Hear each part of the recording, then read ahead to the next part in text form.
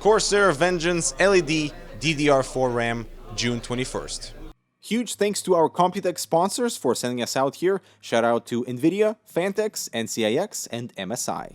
The new Corsair memory is actually pretty cool. It features an LED top bar. It's going to be controlled through the Corsair Link, so the light is going to be controllable with brightness, the patterns, the fade effects with 4 modules. And the cool thing is there are no additional wires, so you don't have to connect the LED to anything else on the motherboard. It's all controlled through the, let me check, the SM bus, which is the system memory bus. So this will be the first memory of its kind that you can actually control LEDs from, which is awesome. You know, you have the competition from Avexia, which is awesome RAM, and they have different types of lighting effects, but there's no control, so that sometimes it can be a little sporadic. And so with this one, the fact that you can control the pattern of movement of the LEDs and the fact that you can select between 1 to 4 modules, I think that's really cool, so that for people that like just lighting to be static, they can have that without any of the movement and things and still have a really awesome looking motherboard area. And the second memory is the Dominator Platinum Special Edition. There will only be 500 kits produced, which is quite limited quantities for both chrome and the blackout versions for the color. They have an aluminum top plate with LED, which are white, versus the white and red for the Vengeance LED. So you have a little bit more color variation with the Vengeance LED series. But the Dominator Platinum is cool because each model kit out of the 500 will have laser engraving on each DRAM module, so you'll know exactly what number of the 500 other lucky people. So they are DDR4 at 3200 megahertz, so fast RAM. So it's basically like LPX memory underneath the Vengeance LED DDR4, and the Dominator Platinum is the more high-end, really cool looking DIMMs with aluminum top piece and this additional lit top bar.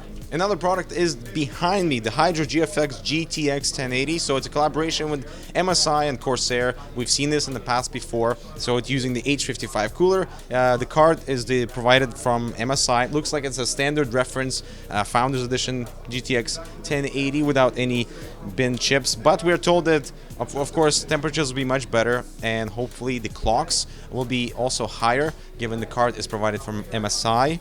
So now, let's go check out the fans.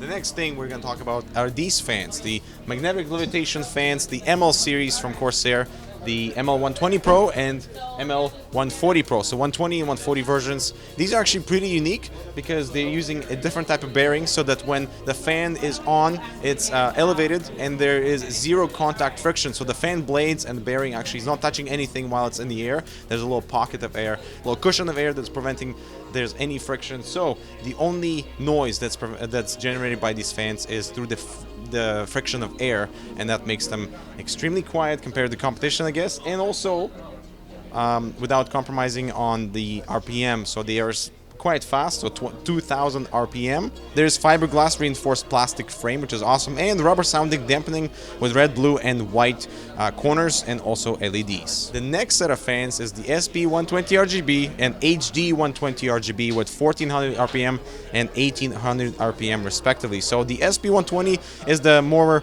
lower end or more standard one, so it's got a one hub with 4 LEDs. So you need to push this button controller for color, animation, and speed, and each controller can connect up to 6 fans, which is awesome.